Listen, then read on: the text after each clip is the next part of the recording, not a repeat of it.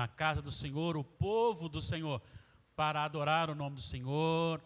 E essa adoração vem em consequência daquilo que nós temos recebido do Senhor como conhecimento dEle, a introdução do Espírito Santo na nossa vida e a ação contínua na nossa vida. Isso transforma o nosso ser, transforma a nossa natureza e nos faz, então, servos adoradores do Senhor. Deixamos também a nossa saudação a todo aquele que está conosco através da nossa transmissão.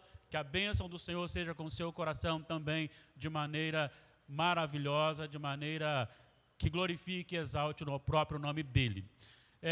Só reforçando aqui, aqueles pais que têm os filhos já preparados para a pública profissão de fé, aqueles irmãos que querem fazer a pública profissão de fé, deverão procurar aí ou a irmã Nina, ou a irmã Aliene, ou o irmão Miqueias, que fazem parte, então, da superintendência, para matricular-se. É um curso aproximadamente aí 2 ou 3 meses, depende do desenvolvimento, são 12 lições.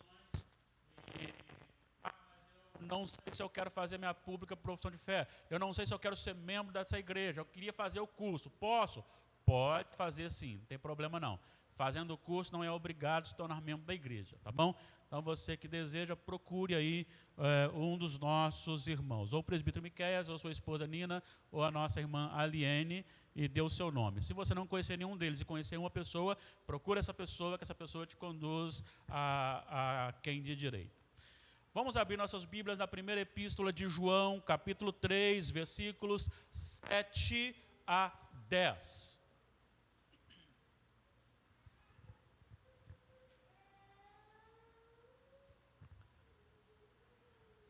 Desejo imensamente que o Espírito Santo me faça reproduzir aqui aquilo que Ele colocou no meu coração.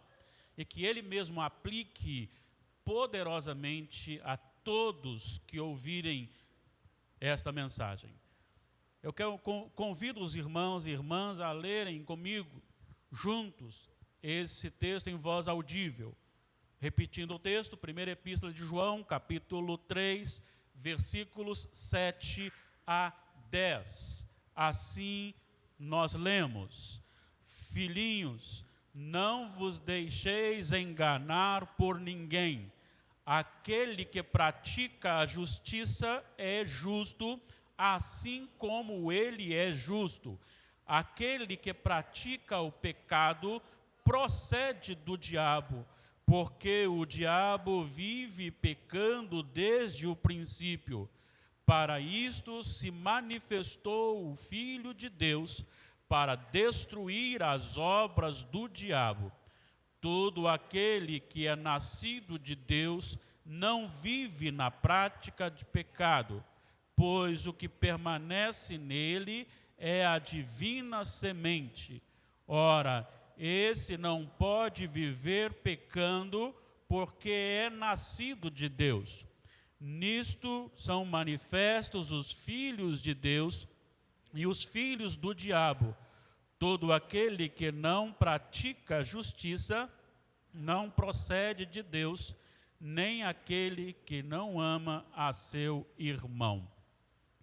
O nosso desejo é que o Senhor venha ao nosso socorro, porque sem o Senhor nós não faremos nada a não ser uma interpretação de texto, e ainda assim defeituosa. A espiritualidade, a aplicação, a edificação só pode vir por mediação de nosso Senhor Deus Espírito, agindo na nossa vida. Nós queremos aproveitar aqui também e agradecer os nossos visitantes, sejam muito bem-vindos em nome do Senhor Jesus. Hoje eu quero falar sobre o tema Não se deixe enganar. O que fazemos revela quem somos. Creio que este texto é por demais relevante para o momento, principalmente para a chamada igreja cristã evangélica brasileira, dentro de um contexto de o que nós temos entendido como palavra de Deus para a nossa vida. Como nós pensamos nesse tema, não se deixe enganar, o que fazemos revela quem somos, eu quero introduzir então com algumas ações, atitudes que demonstram algo diferenciado numa natureza. E em Gênesis 39, 7 a 9, nós temos a resposta de José, filho de Jacó, quando vendido ao Egito, foi então para ser escravo na casa de Potifar. Diz a história que ele era jovem, ele era bonito, e ele ganhou a confiança do seu senhor, Potifar, e ele gerenciava toda a casa. E a esposa de Potifar desejou trair seu marido com José. E depois de algumas investidas, recebeu a seguinte resposta de José: eu não posso frustrar, pecar contra o meu senhor Potifar, e muito menos pecar contra o meu Deus. Somente um homem cheio de Deus, jovem, sozinho numa casa, escravo, tendo a possibilidade de envergonhar, quem sabe, aquele que lhe oprimia, e satisfazer a sua paixão carnal, é capaz de dizer não. Para isso tem que ter uma natureza de Deus. A segunda afirmação vem de Ananias, Misael e Azarias, amigos de Daniel, e está em Daniel 3, 13 a 18, quando Nabucodonosor levanta uma grande estátua, e diz que aquele que não se curvar diante dessa estátua de ouro será lançado na fornalha. Ardente. Esses três não se curvam, e são chamados e dado a eles uma nova chance. E eles então respondem a Nabucodonosor a seguinte expressão: quanto a isso não te necessitamos responder. Se o Deus a quem nós servimos, se Ele quiser, nos livrará das tuas mãos e da fornalha. No entanto, fique sabendo, ó rei, que não nos curvaremos diante desta estátua. O que está diante deles é uma fornalha ardente. Eles seriam lançados vivos nessa fornalha se não idolatrassem a Nabucodonosor. No entanto, somente homens cheios de Deus são capazes de dizer não, mesmo quando a sua vida está sendo para ser destruída e queimados vivos. Eu quero também me lembrar da resposta de Pedro, registrada lá em Atos 4, 18 a 20, quando proibidos de pregar a palavra ou ensinar sobre Jesus, sob a pena de açoites, prisão. E eles então respondem: julgai diante de Deus, se é justo ouvirmos a vós outros ou a Deus. Nós não podemos deixar de falar das coisas que vimos e ouvimos. Somente homens cheios do Espírito Santo são capazes de se colocar à disposição para serem presos, açoitados e quem sabe até executados, mas não negarem a fé no Senhor Jesus. E para encerrar esta introdução de citação, eu quero citar alguém que eu já citei em outros momentos, chamado John Paton. Este homem, quando foi então desafiado a pregar o evangelho nas novas ilhas Hébridas para canibais, ele foi desmotivado pela própria igreja, porque ele seria comido por aqueles moradores das novas ilhas. E ele larga a mão da igreja próspera, abençoada, estava crescendo, novos membros chegando, ele deixa de pastorear aquela igreja e vai pela fé e submissão a Deus para essas ilhas. Durante 4 anos, diariamente ininterruptos, ele foi ameaçado terrivelmente de morte. Só para vocês terem uma ideia, em determinado momento, alguém fingiu estar doente, para que ele, quando fosse cuidar, ele então o matasse.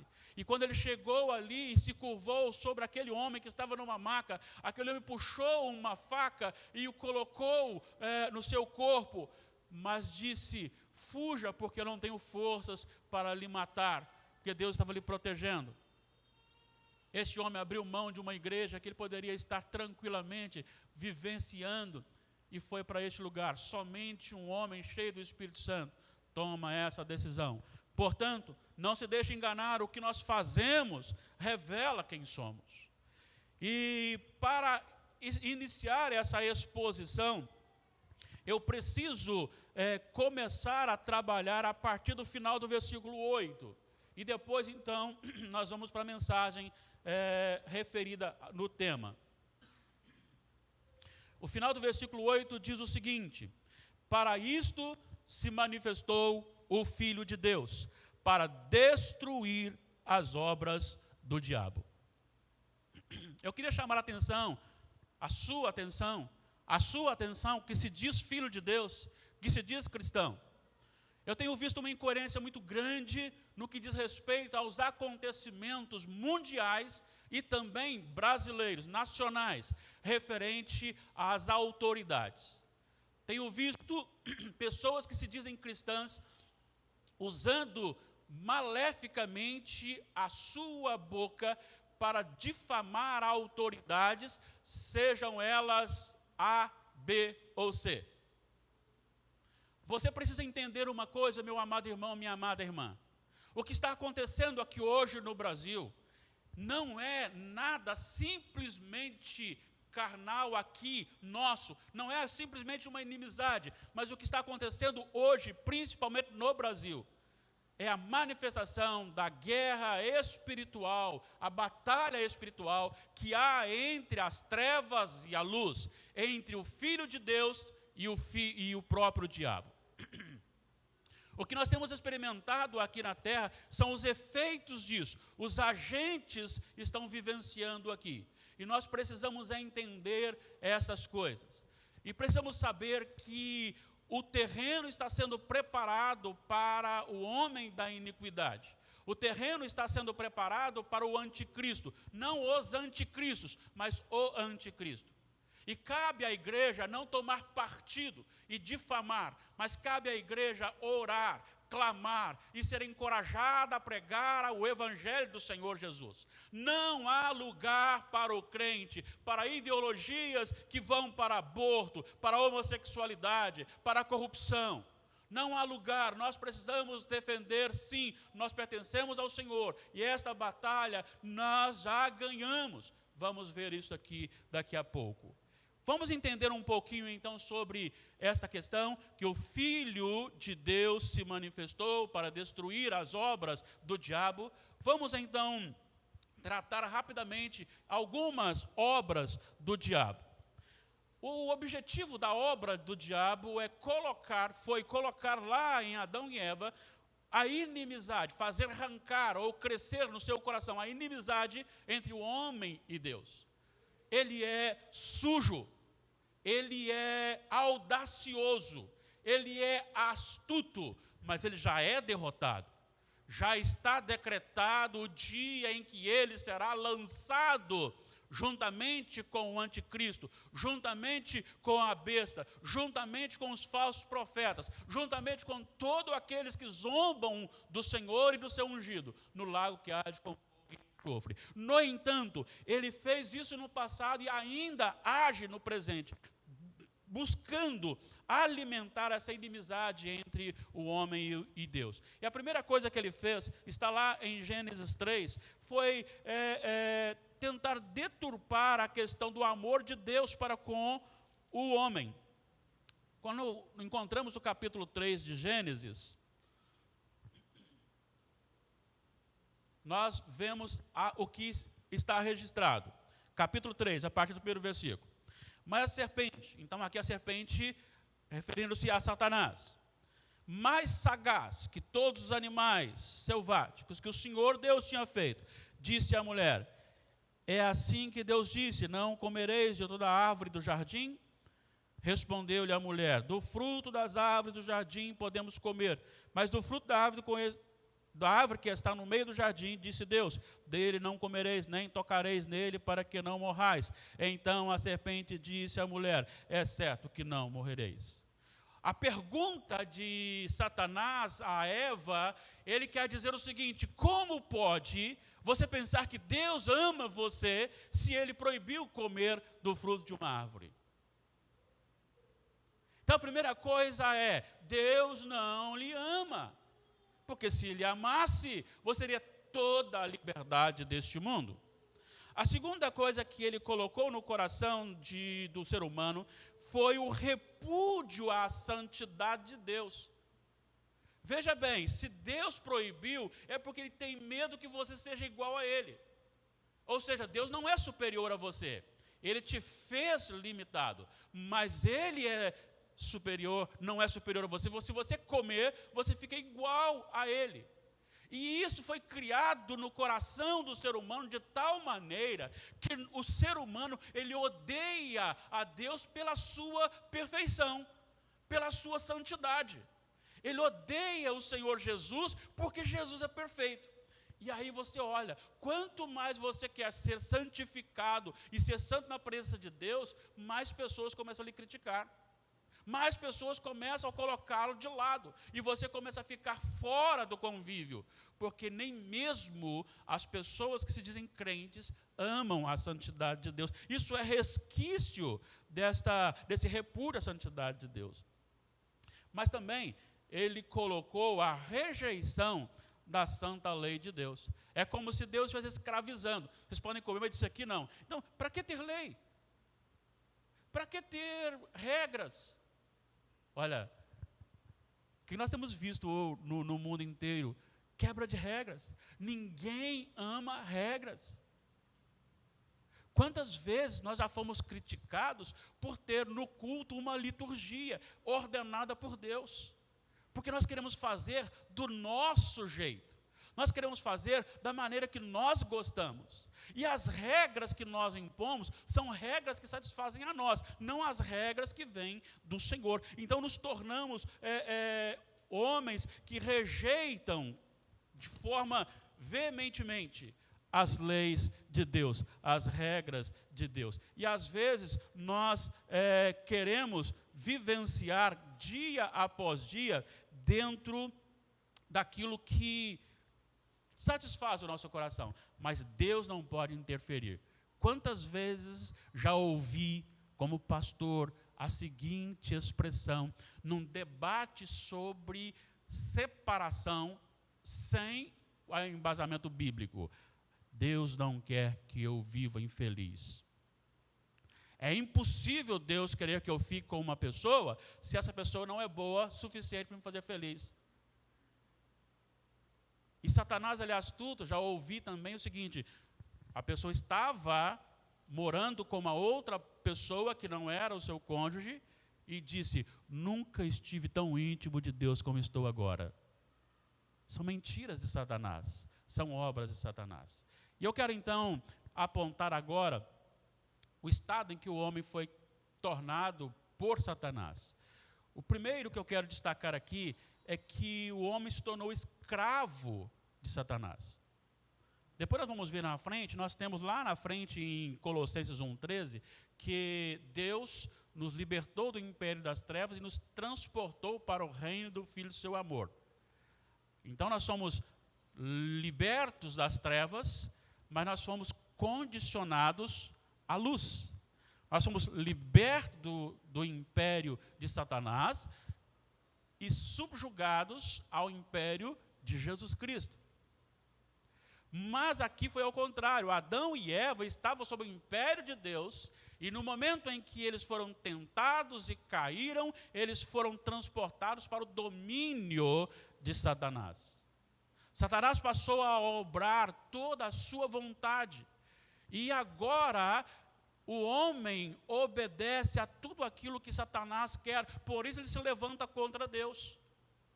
Independentemente de política, por favor, não me entenda mal, mas a grande briga hoje no Brasil diz respeito a uma frase principal. Eu não estou dizendo que o presidente é A, B ou C, se ele é ou não cristão, não estou dizendo que ele é cristão, até porque não o acho cristão no sentido veemente da palavra cristianismo, mas quando ele disse que agora o governo está aberto para Jesus, falei com Damares, no dia que ele disse isso, falei assim: olha, pode esperar. A briga não tem a ver com a pessoa em si, mas tem a ver com a ideologia. Por quê? Porque Satanás é que domina. Porque ele é das trevas. E as pessoas hoje preferem muito, se eu ganho R$150 para cada filho, não importa se quem está me dando isso é a favor do aborto. Não importa que se quem está me dando isso é contrário à Bíblia. Nega o Senhor Jesus. O que eu quero é ganhar. Isso não é atitude, é atitude de alguém que está escravo a Satanás. Mas a segunda posição que nós encontramos sem Jesus é que o homem se tornou escravo da sua própria vontade corrompida. Veja bem, amados irmãos e irmãs, nós temos no coração daquele que não tem Jesus Cristo, ele é totalmente corrompido e até a aparente coisas boas que essa pessoa faz tem propósitos egoísticos. Tudo nele está corrompido, tem a ver com ele, tem a ver consigo mesmo, tem a ver com aqueles seus.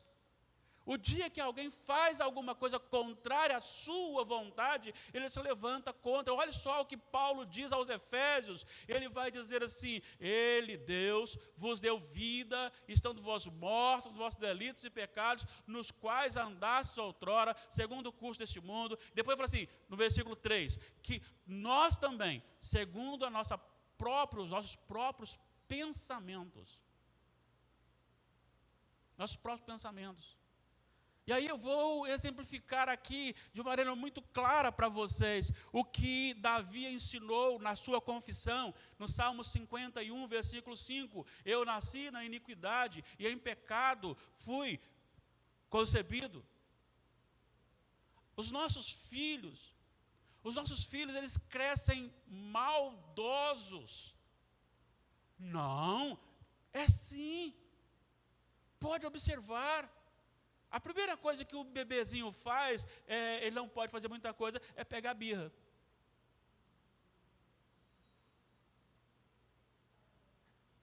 A segunda coisa que ele faz, normalmente, é bater no rosto da mãe, ou de alguém que está perto.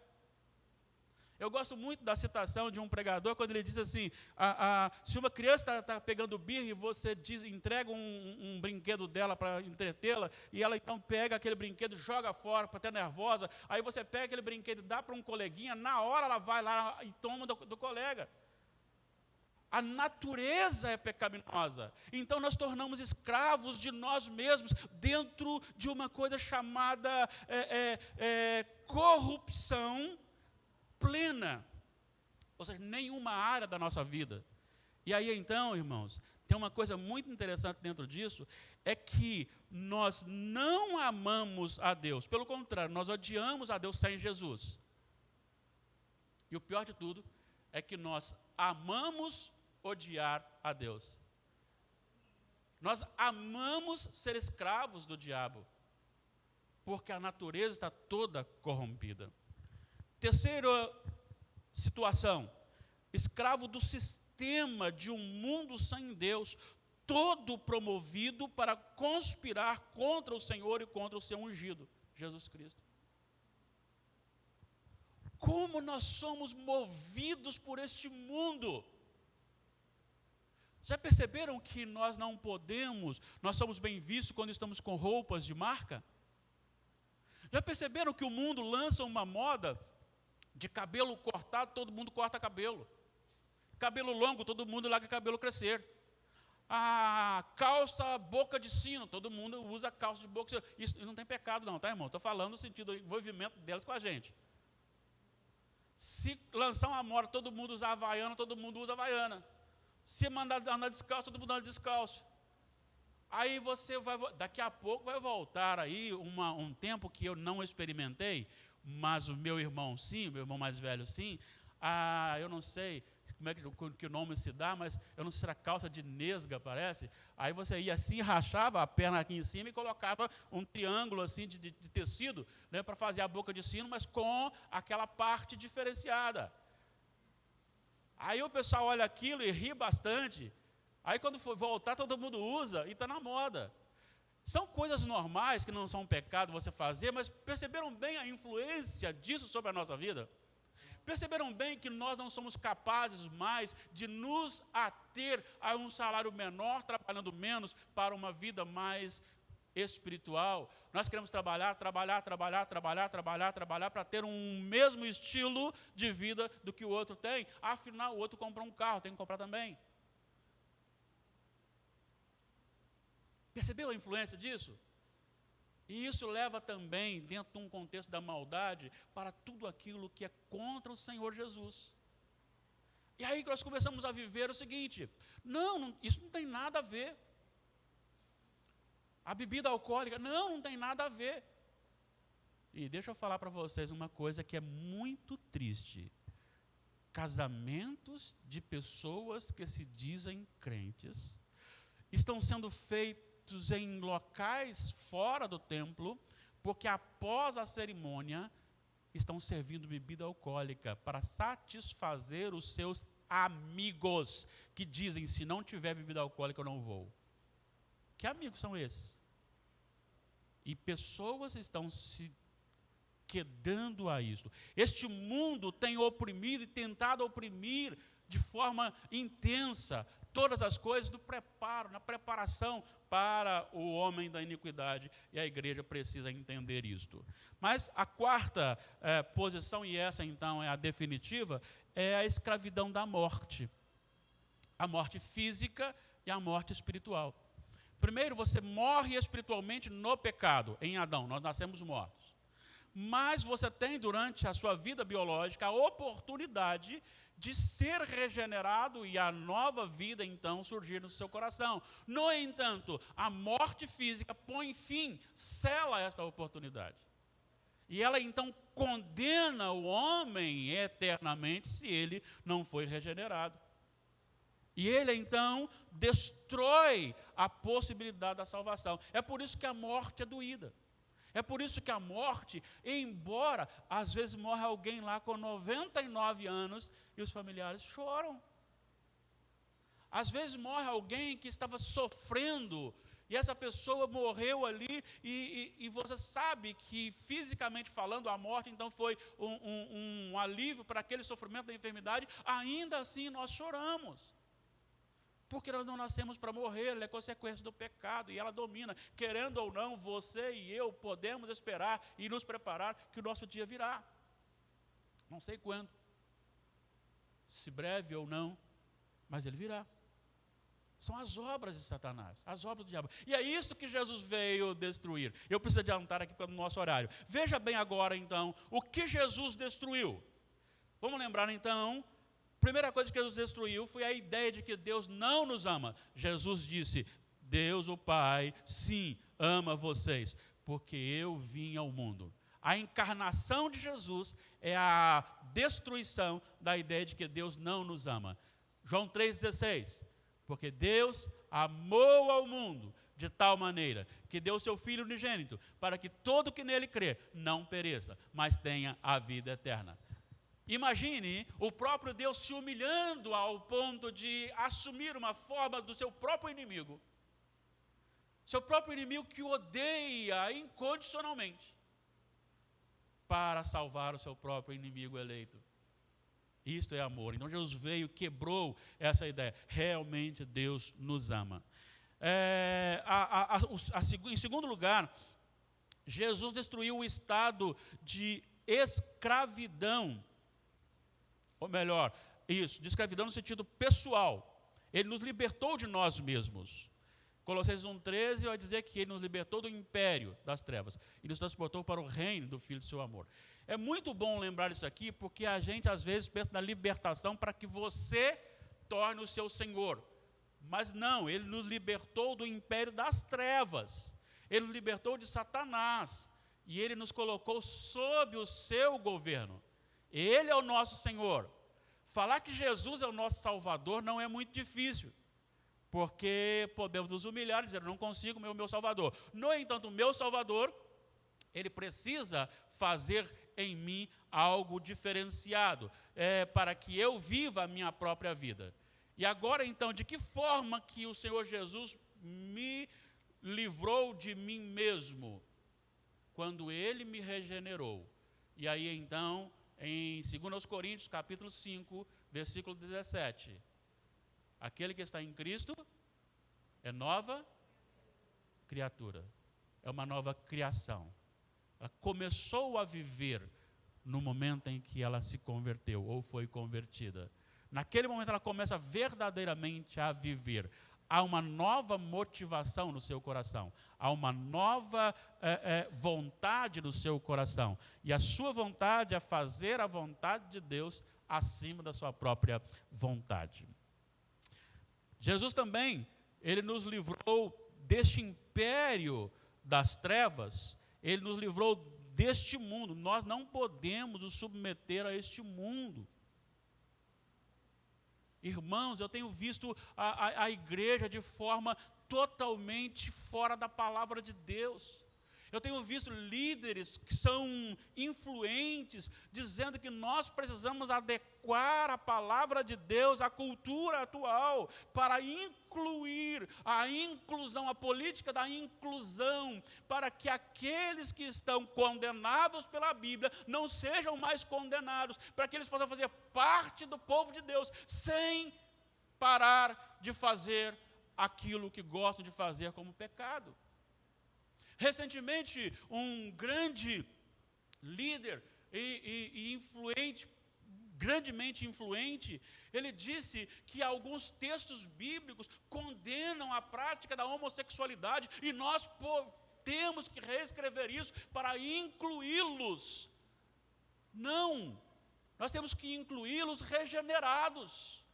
Eles também têm acesso, desde que o Espírito Santo trabalhe o coração e haja arrependimento. Sem arrependimento, não só os homossexuais, mas todo aquele que vive no pecado, este não herdará o reino dos céus. Não sou eu, é a palavra, e ela não pode ser adequada à cultura. A cultura se adequa à palavra de Deus. Jesus veio para quebrar tudo isso e mostrar que quem reina soberano não é o mundo sobre o seu povo, mas é o Senhor sobre o seu povo. Ah, mas o meu pastor falou isso. Ó, meu pastor falou que eu, mesmo morando com a outra pessoa, que não é o meu marido, não estou em pecado, porque o seu pastor pode até falar do que quiser falar. Eu posso falar o que quiser falar, mas se eu falar e não estiver aqui, tem que falar assim, Jesus disse isso. Aí sim. Não o que eu disse, mas o que Jesus disse. O que Deus fala sobre a questão do casamento? O que Deus fala sobre a questão do comércio? O que Deus fala sobre a questão do culto? O que Deus fala sobre a minha vida? Quem tem a palavra final não é o pastor. Quem tem a palavra final é o Senhor. Então ele nos libertou deste mundo pervertido. Ele também nos libertou, e aí sim, maravilhosamente, eu preciso, não tenho tempo para isso, mas explorar pelo menos, ler pelo menos os versículos. Ele também nos libertou da morte espiritual, selada pela morte física. 1 Coríntios, capítulo 15. A partir do versículo 54. Paulo diz, e quando este corpo corruptível se revestir de incorruptibilidade, e o que é mortal se revestir de imortalidade, então se cumprirá a palavra que está escrita, tragada foi a morte pela vitória. Onde está, ó morte, a tua vitória? Onde está, ó morte, o teu aguilhão? O aguilhão da morte é o pecado, e a força do pecado é a lei. Graças a Deus que nos dá a vitória por intermédio de nosso Senhor Jesus Cristo. Portanto, meus amados irmãos, sede firmes, inabaláveis e sempre abundantes na obra do Senhor, sabendo que no Senhor o vosso trabalho não é vão. Sabe, era necessário que Jesus se encarnasse, era necessário que ele morresse e ressuscitasse. Porque se ele não ressuscitasse, nós estaríamos destruídos. A nossa redenção não está só na cruz. A nossa redenção não está só na morte de Jesus, mas também está na sua ressurreição, está na sua vida. Todo o processo faz parte. E Jesus veio para destruir. Enquanto Satanás trouxe a morte, o Senhor Jesus derrotou a morte e nos trouxe a vitória sobre a morte. Por isso a obra do diabo foi destruída por Cristo Jesus, a sua manifestação. Concluindo aqui, irmãos, algumas identificações, vai ser uma conclusão mais longa um pouquinho, então seja um pouquinho forte aí. Quando nós voltamos então para o nosso texto, dentro da obra de Satanás sendo destruída por Jesus, e aí, por que João está dizendo assim? Olha só o versículo 7, capítulo 3, da 1 de João, versículo 7. Filhinhos, não vos deixeis, o quê? Por que João está dizendo isto? Será por quê? Eu queria convocá-lo a parar de idolatrar grandes pregadores e submeter-se à palavra de Deus. Ouvi-los com respeito, mas comparando-os com a palavra de Deus. Por quê? Porque a palavra de Deus não erra. É por isso que eu gosto quando nós cantamos alguns versículos bíblicos, porque não temos nenhum perigo de errar a letra, porque é a palavra de Deus.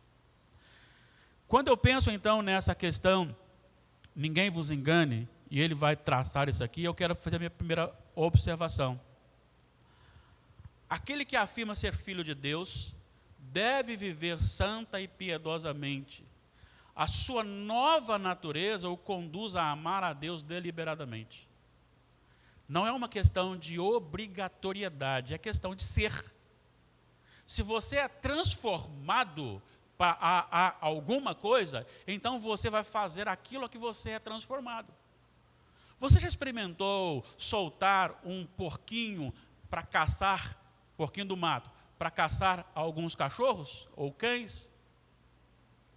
Não, o porco vai correr do cachorro, porque a natureza do porco não é para caçar cachorro. O cachorro tem a natureza de caçar o bicho.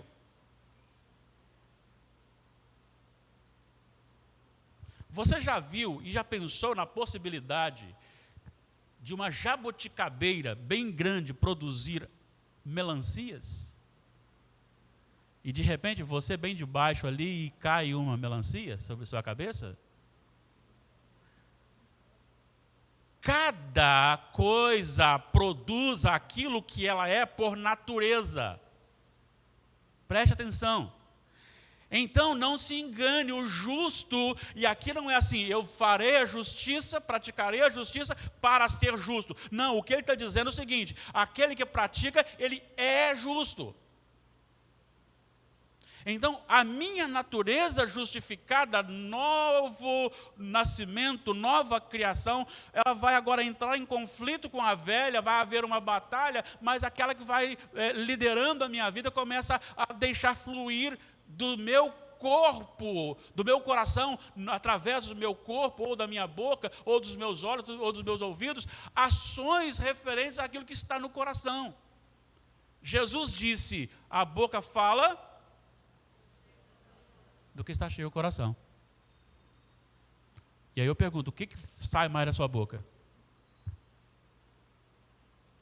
E o negócio é tão difícil, lembrando, voltando até lá na santidade de Deus, que quando você conversa muito sobre o Evangelho, sobre Jesus, sobre a Bíblia, as pessoas reclamam. Nossa, só esse assunto? Vamos conversar sobre futebol, vamos conversar sobre filme, vamos conversar sobre novela, vamos conversar sobre política, vamos conversar sobre outra coisa? Porque é enfadonho ficar ouvindo alguém falar sobre Deus, sobre Bíblia, sobre o que Deus quer. Mas aquele que está firme em Jesus, vai fluir do seu coração o quê? Deixa eu ver aqui, a Juliana e a Alcimar não estão aqui agora? A Alcimar está aqui, a Juliana subiu, né? A Juliana estava falando para mim que a Manu, se deixar, ela fica o dia inteiro lá com o instrumento batendo. A Juliana já não é para o instrumento, ela não gosta muito de ficar ouvindo aquilo da vida, mas a Manu fica o dia todo com o instrumento. Por quê? Porque ela ama o instrumento. Você já viu uma pessoa convertida não falar sobre Jesus? Não falar sobre a Bíblia? Você já viu uma pessoa quando ela se converte, no momento que ela se converte, ela encontra com você, eu li uma coisa nova, eu li isso, porque está ali no coração.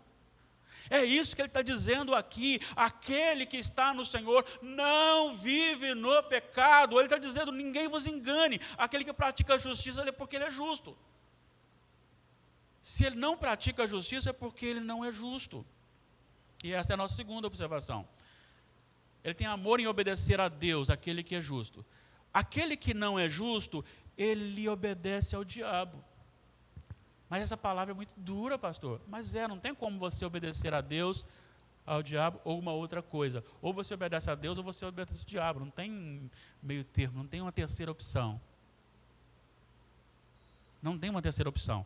Aquele que vive na prática do pecado, preferindo o sistema deste mundo corrompido, revela que a sua natureza pertence ao diabo e que ele é filho do diabo. Não sou eu que estou dizendo, não. Olha só o que a palavra diz, versículo 8. Aquele que pratica o pecado procede, ou seja, ele vem, a sua natureza é uma natureza diabólica. Porque o diabo fez desde o início.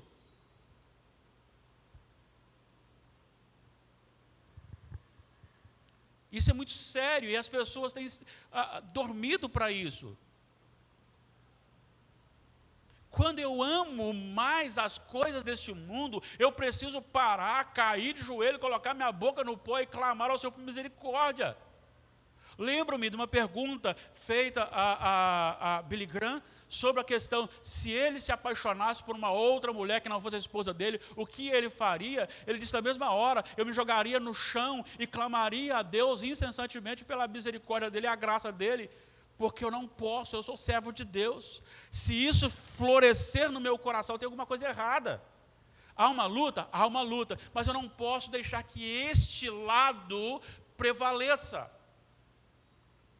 Porque se eu amar as coisas deste mundo, e aí eu queria dar aqui uma palavra sobre um terceiro ponto, que é justamente, é impossível pertencer a Deus e não se submeter aos seus mandamentos. É impossível dizer que é filho de Deus e obedecê-lo somente quando a sua vontade lhe é satisfeita. Irmãos, quantas atitudes nossas no dia a dia revelam que a nossa carnalidade está aflorando.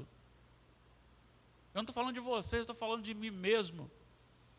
Uma palavra mal falada, uma piada mal contada. Quando eu falo piada mal contada, é uma piada contada, uma má piada contada, né? Não é má piada no sentido de mapear. Uma má, de maldosa, piada contada.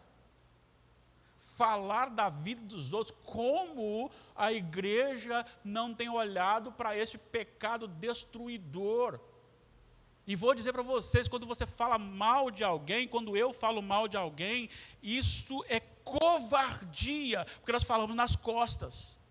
A pessoa não está ali para se defender, a pessoa não está ali para explicar. Isso é covardia quando nós falamos mal de alguém. É impossível alimentar isso e dizer que sou filho de Deus. Tiago fala o seguinte, da mesma boca sai palavras de bênçãos e da mesma boca saem palavras de maldição. Nós precisamos acordar para isso e orar para que o Espírito Santo gerencie na nossa vida para que isso não aconteça. Palavras duras, rancorosas. Quem aqui, vou dar a pergunta, quem aqui nunca maltratou uma atendente de call center? Porque você, coitado da menina ou do menino, está lá, ele é um empregado.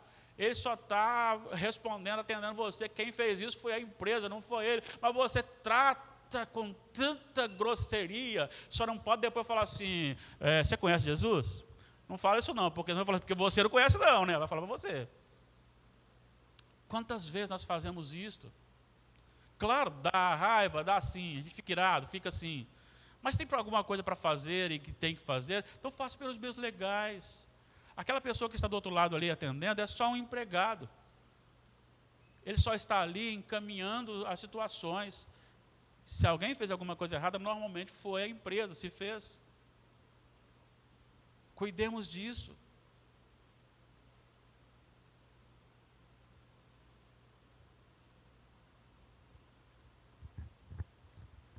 Quem é filho de Deus, ama a Deus e obedece aos seus mandamentos, ainda que tais contrariem a sua vontade. Isso é muito importante, porque isso revela que nós entendemos que a vontade de Deus é perfeita e que a nossa vontade não é perfeita. Às vezes você pode pensar assim, mas eu senti no coração. Mas o coração do homem é enganoso. O coração do homem é enganoso. Sempre que você for fazer alguma coisa, falar alguma coisa, pensar alguma coisa, coloque no crivo não do seu coração, mas no crivo da palavra de Deus. Será que Jesus falaria, Deus falaria dessa forma? E Ele está me aprovando se eu falar dessa forma, ou se eu fizer dessa forma, se eu fazer alguma coisa dessa forma?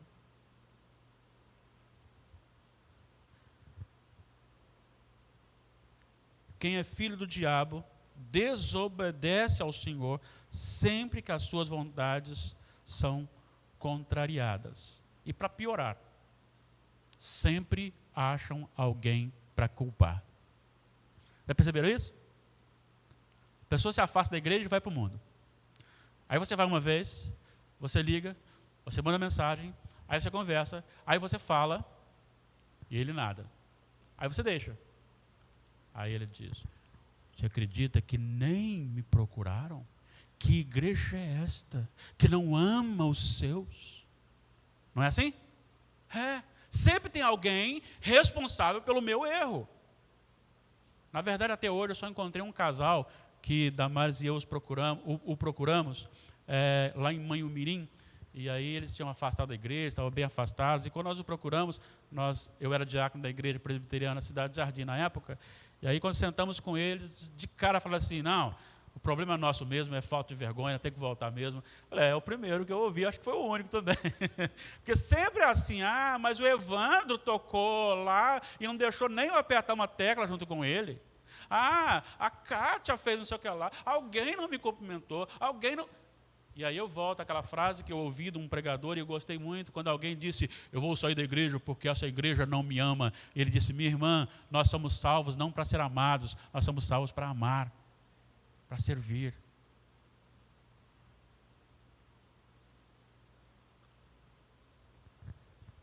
Olha só o que ele diz aqui. Todo aquele que é nascido de Deus não vive na prática do pecado, pois o que permanece nele é a divina semente.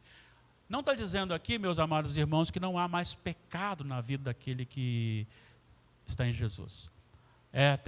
Eu precisaria de muito mais tempo para trabalhar isso, mas não vai dar. Então fica para uma próxima.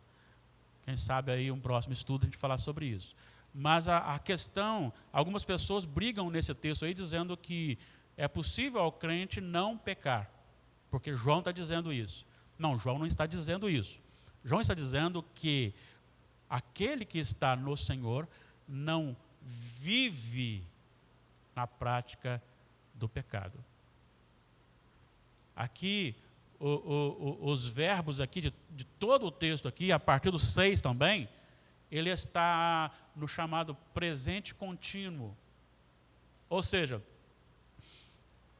eu estou numa prática pecaminosa, sei que é pecado, alguém me fala e eu continuo no pecado. Não é o pecado pontual lá do capítulo 2, quando ele diz assim, versículo 1, filhinhos meus, essas coisas vos escrevo para que não pequeis. Se todavia alguém pecar, e lá então é algo pontual, caiu, pecou, assim como Davi, assim como outros servos do Senhor que se arrependeram, assim como você e eu que pecamos e voltamos. Mas aquele que pratica, continua no pecado, este não, então é nascido de novo. Porque não pode, porque o que está nele é a semente divina. Ora, esse não pode viver pecando, porque é nascido de Deus. E agora, ele diz, nisso são manifestos, ou seja, revelados.